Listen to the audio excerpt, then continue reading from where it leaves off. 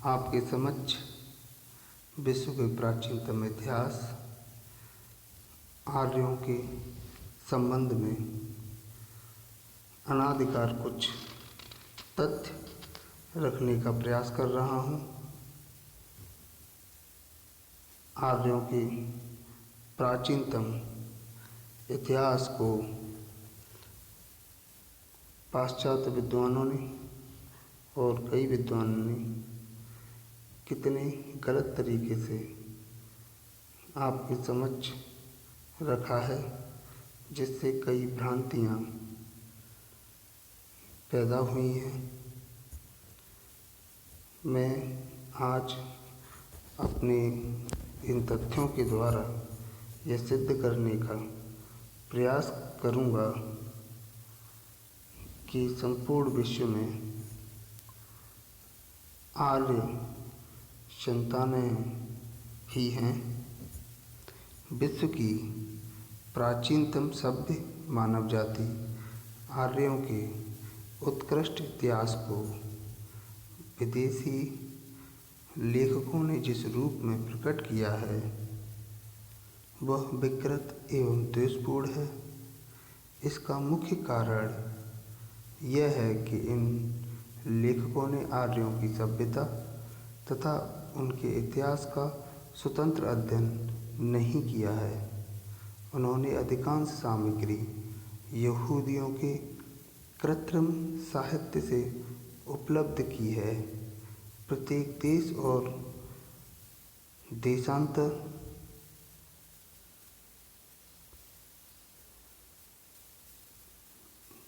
और राष्ट्र का इतिहास सृष्टि की कथा से आरंभ हुआ है, जो अपनी अपनी परंपरा के अनुकूल है।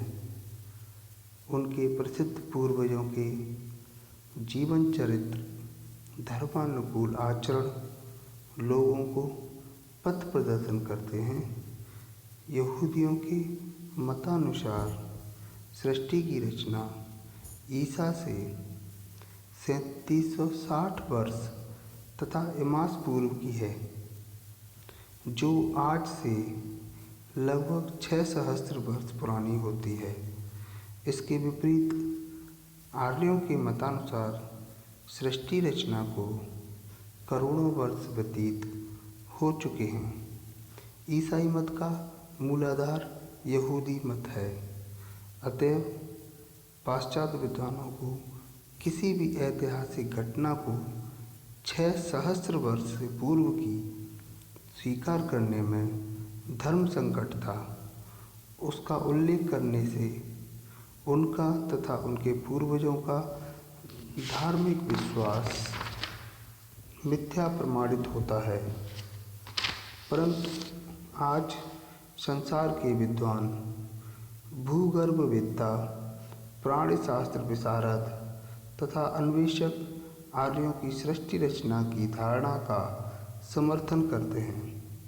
आर्यों के करोड़ों वर्षों के इतिहास को 4 काल सतयुग, द्वापर, त्रेता तथा कलयुग में विभक्त किया गया है।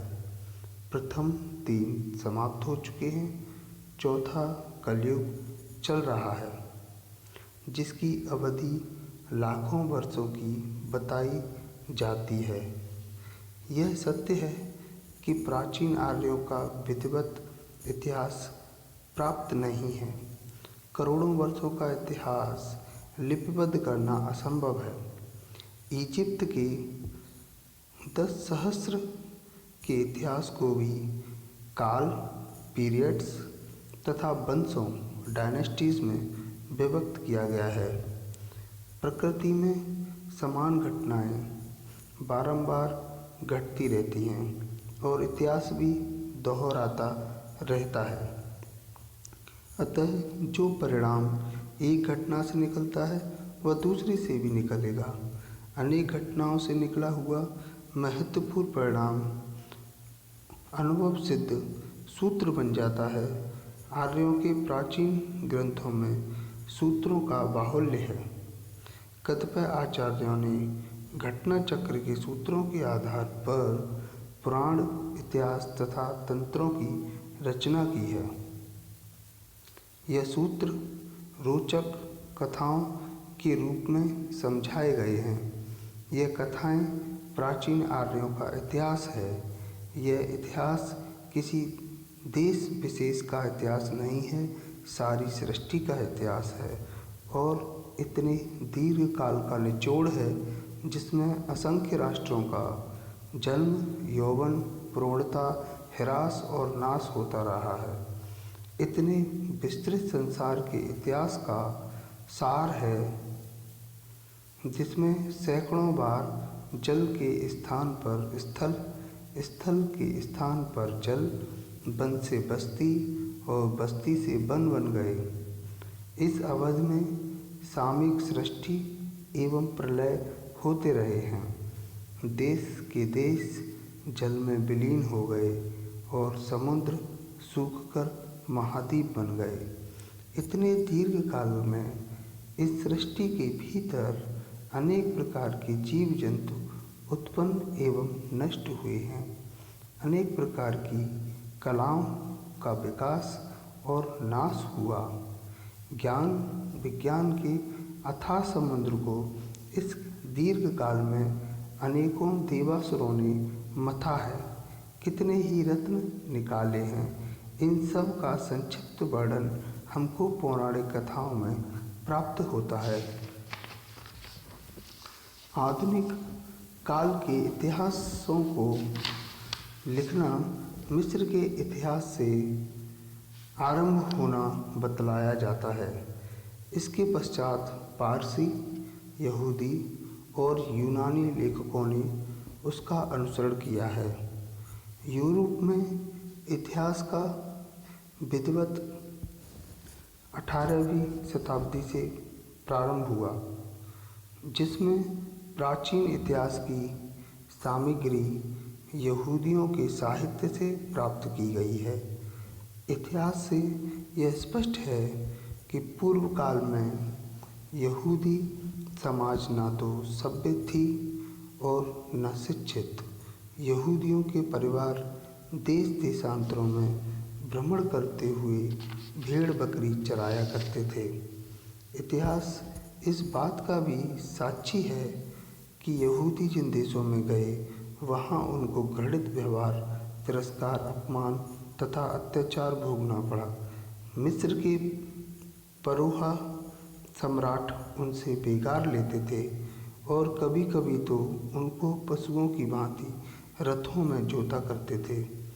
यहूदियों का इतिहास भ्रमण, तिरस्कार, दुराशाओं तथा अत्याचारों की करुण कहानियों से भरपूर है। अफ्रीकियों के सम्राट ने तो उन्हें बेबीलोन में बंदी ही बना दिया था, जहाँ से पारस के सहृदय आर्य सम्राट कुरु साइरस ने दया करके मुक्त किया तथा स्वाधीन जीवन व्यतीत करने तथा उनके साहित्य निर्माण में सहायता प्रदान की।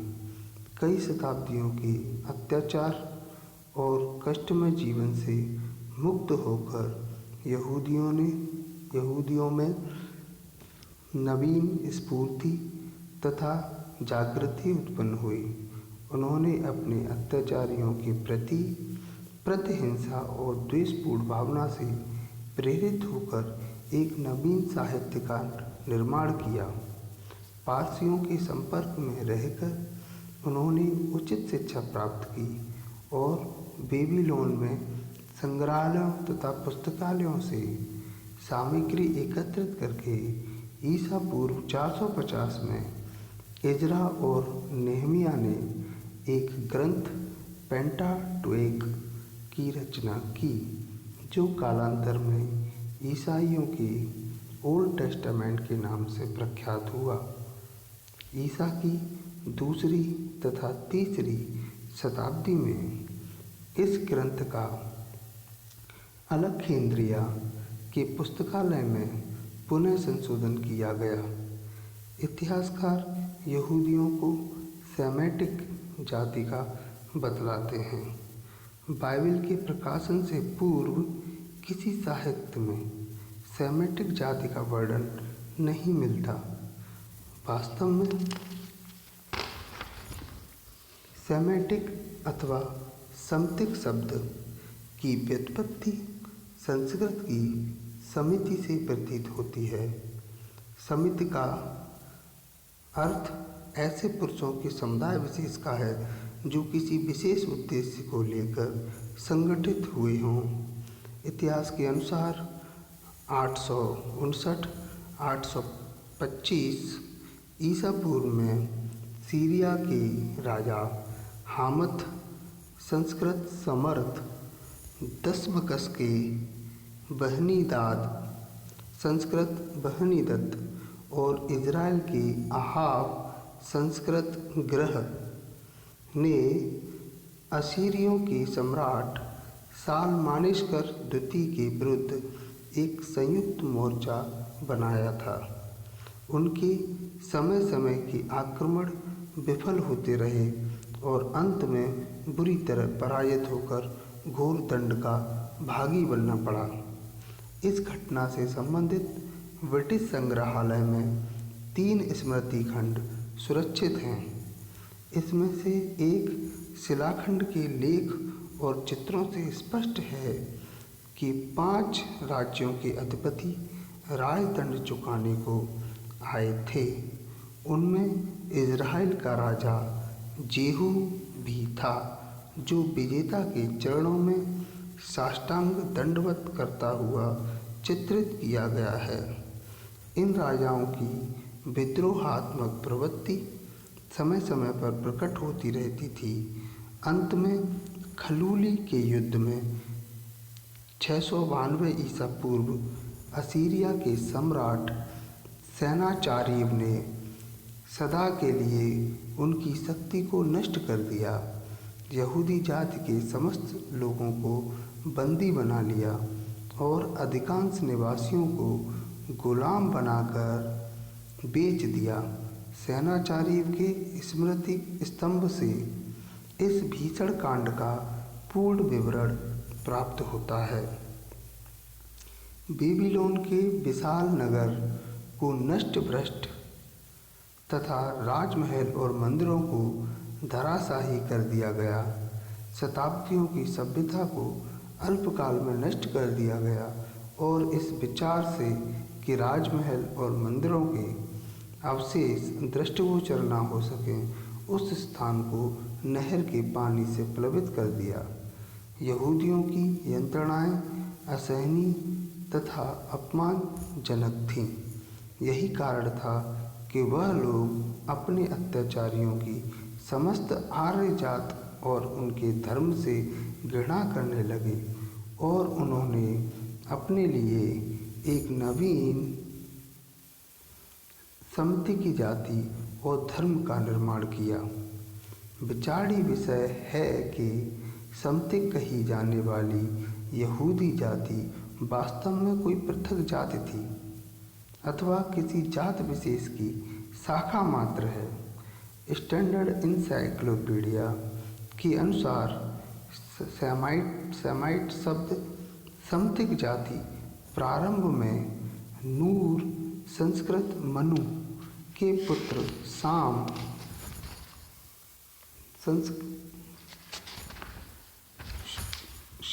संस्कृत सोम के वंशजों का द्योतक था। कालांतर में वह भाषा के आधार पर यहूदियों और अरबों के लिए व्यवहार में आने लगा। इससे स्पष्ट है कि समतिक शब्द यहूदियों के ग्रंथ के निर्माण के पश्चात प्रयोग में आया। समतिक जाति की आदि भाषा उनके पूर्वजों तथा नगरों के नामों से जानी जा सकती है। उदाहरण के लिए हम कुछ यहूदी नाम और उनका संस्कृत रूप दे रहे हैं, जिससे ज्ञात होगा कि इन दोनों में कितनी समानता है। यहूदी नाम अब्राहम, संस्कृत रूप अब्रत्म। यहूदी नाम एथवल, संस्कृत रूप अतिवल। यहूदी नाम इशावेल, संस्कृत रूप ईशवेल ईशवल। यहूदी नाम इज़रा, ईशुरह। जेहू, जेहू राजा प्रियव्रत का पुत्र अग्नि जेहू। जैकवी, शुकवी यथा जुलेखा, शुलेखा। जूड़ा, योद्धा। जकेरिया, सक्रिय, संस्कृत शब्द सक्रिय। डेविड, संस्कृत शब्द द्विविध। शोलोमन, संस्कृत रूप शलूमन आदि। उपरोक्त समानवाची नामों से स्पष्ट है कि यहूदियों की आदि भाषा संस्कृत थी। देश देशांतरों में भ्रमण करते हुए यहूदियों ने अपनी दैनिक बोलचाल में अनेक भाषाओं का संग्रह कर लिया था, जिनका वह स्वाभाविक रूप से प्रयोग करते थे, परंतु उनके मूल में संस्कृत शब्दों का बाहुल्य था, जो दीर्घकाल में भिन्न देशों की जलवायु के प्रभाव तथा व्याकरण के अभाव में विकृत होकर विचित्र रूप से उच्चारित होने लगे। मुक्ति के पश्चात उन्होंने जो अपना धर्म ग्रंथ रचा, उसका नाम भी पेंटाटुएक, संस्कृत में पंथ तु एक रखा। उनके पूर्वजों के नाम तथा निवास स्थान पैलेस्टाइन, संस्कृत पुलस्ताइन तथा तात्कालिक प्रयोग में आने वाले शब्दों से यहूदी जाति भी महान आर्य जाति की एक शाखा मात्र सिद्ध होती है। भाषा के आधार पर सेमेटिक जाति के वर्गीकरण के औचित्य पर भी विचार करना है। जॉर्ज इमर्सन की dictionary of science, art and literature से पता चलता है कि सेमेटिक लोगों की भाषा 3 परिवारों में विभक्त थी: अरमाइक, हेब्राइक, अरबिक। अरमाइक उत्तरी भाग में, जिसमें सीरिया, मेसोपोटामिया तथा प्राचीन बेबीलोनिया और असीरिया के कुछ भाग सम्मिलित हैं, प्रचलित थी। इसकी मुख्य 2 भाषाओं सीरियक और चाल्दी से हम परिचित हैं। बाइबल का अनुवाद 2वीं शताब्दी के अंतर्गत इस भाषा में किया गया था। 4th शताब्दी में ईसाई साहित्य इसी भाषा में विकसित हुआ और अब भी यह भाषा विकृत रूप में करत स्थान तक मेसोपोटामिया के ईसाइयों में पाई जाती है। जिस समय यहूदी लोग बेबीलोन में बंदी थे, उनकी भाषा चाल्दी थी, क्योंकि उनको यह भाषा अपने असीरियन विजेताओं से प्राप्त हुई थी।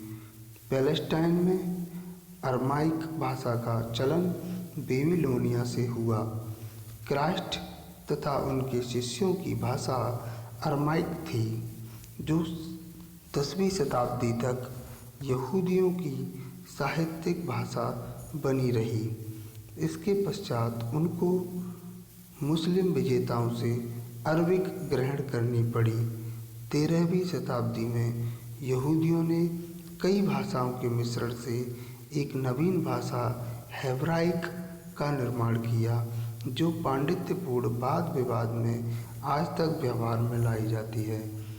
सेमेटिक परिवार के दक्षिणी भाग की भाषाओं में अरबिक है, जिसमें इथोपिया की हेमलाइटिक भी सम्मिलित है, परंतु अब वह मृत भाषा गिनी जाती है। इस परिवार की जीवित भाषाओं में अरमाइक और अरबिक ही शेष है। इस परिवार की मध्य भाग की हेब्राइक भाषा है। बाइबल की हेब्रू तृतीय शताब्दी की स्मर्तन तथा फोनीशियन भाषाएं अब मृतक हैं। इनकी एकमात्र उत्तराधिकारी हेब्रू ही जीवित है।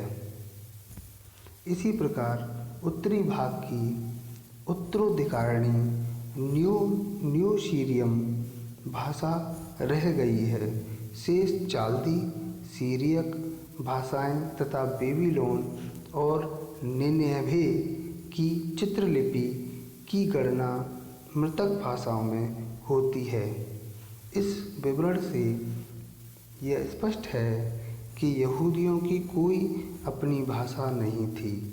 समय समय पर वह प्रवास के देश तथा विजेताओं की भाषाओं को ग्रहण करते रहते थे। अरबिक भाषा भी कोई आदि भाषा नहीं है। वह भी कई मृतक भाषाओं की भस्मी से उत्पन्न हुई है। भारत की उर्दू की भांति एशिया के दक्षिण पश्चिम में अरबी की उत्पत्ति हुई। भारत में अरबिक भाषा हिमराइतिक इजिप्ट संबंधी कही जाती थी, जिसकी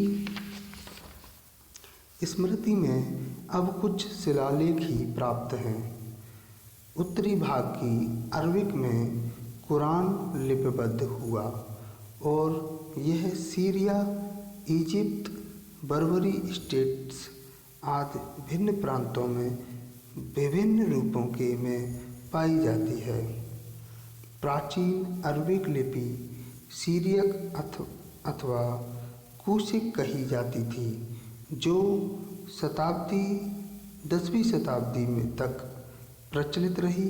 इसके पश्चात उसका स्थान नासिकी लिपि ने ग्रहण कर लिया। स्वर और व्यंजन का ज्ञान बिंदुओं से होता है। बहुत काल तक इसका विकास न हो सका। मोहम्मद साहब की मृत्यु की 2 शताब्दियों के पश्चात अरबों को मुसलमानों की धार्मिक तथा राष्ट्रभाषा का पद मिला। अरबी को मुसलमानों की धार्मिक तथा राष्ट्रभाषा का पद मिला। बगदाद के खलीफा अल-मंसर एवं अल-मामून ने इसके विकास की ओर ध्यान दिया। इन लोगों ने भिन्न भिन्न देशों के विद्वानों द्वारा अनेक भाषाओं के उच्च कोटि के ग्रंथों से अरबिक में अनुवाद कराया और उनके पठन पाठन के हेतु अलेक्जेंद्रिया, बगदाद आदि नगरों में विख्यात विद्यापीठ स्थापित किए। इसी प्रकार स्पेन में उमेद वंशीय शासकों ने कुरदावा में प्रयास किया, जहां भारत की नालंदा तथा तक्षशिला विश्वविद्यालयों की भांति देश देशांतरों से विद्यार्थी आया करते थे। अरबों की कला और विज्ञान का साहित्य यूनान, पारस तथा भारत से प्राप्त हुआ, जिनका कालांतर में यूरोप में प्रचार हुआ। इसी प्रकार यूरोप के निवासी अरबों के ऋणी हैं। यहूदियों की धर्म ग्रंथों में नूह के 2 पुत्र साम और राम बताए गए हैं, जिनके वंशज आज संसार में निवास करते हैं। विद्वानों का मत है कि बाइबल का नूह पुराणों के मनु का रूपांतर है और दोनों की कथाएं समान हैं। जल प्रलय के समय नूह की किश्ती और मनु की नौका की कथा एक ही घटना है। यदि मनु और नूह को हम एक ही व्यक्ति मानकर आगे चलें तो सब बातें स्वयं स्पष्ट हो जाती हैं। बाइबल में नूह के 2 पुत्र साम और राम बतलाए गए हैं, जिनके वंशजों को पाश्चात्य इतिहासकार सेमेटिक और हेमेटिक कहते हैं। पुराणों में मनु को आधुनिक सृष्टि का पिता कहा गया है। और क्षत्रियों की 2 शाखाएं सूर्यवंशी और चंद्रवंशी का लेख है। चंद्रमा को संस्कृत में सोम तथा सूर्य को हेम भी कहते हैं। फिर इसमें आश्चर्य ही क्या है कि सोम का शाम तथा हेम का राम बना दिया गया। सूर्यवंश के प्रख्यात इतिहासकार रॉड तथा पोकोक ने विश्वसनीय प्रमाणों द्वारा यह सिद्ध किया है कि संसार में आज भी सूर्यवंशी तथा चंद्रवंशी विद्यमान हैं और यह दोनों ही आर्य संतान हैं। मध्य एशिया तथा अन्य स्थानों में निवास करने वाले समस्त मुसलमान चंद्रमा के उपासक हैं तथा उनके राष्ट्रध्वज में चांद और सितारों का प्रमुख स्थान है। पश्चात विद्वान देव और असुरों को आदिकाल से पृथक जातियां समझ बैठे हैं, इसीलिए असुरों को उन्होंने बड़ी आसानी से सैमैतिक जाति में शामिल कर लिया है। इन दोनों की उत्पत्ति तथा शाखा भेद के संबंध में स्वतंत्र अध्ययन के लिए उनके पास कोई सामग्री नहीं है। अगली वीडियो बड़ा हो रहा है, इसलिए अगर जानकारी रोचक लगी हो तो मैं अगला वीडियो बनाऊंगा जिसमें हम आर्यों के महान इतिहास को पढ़ने, सुनने और समझने की प्रयास करेंगे। नमस्कार।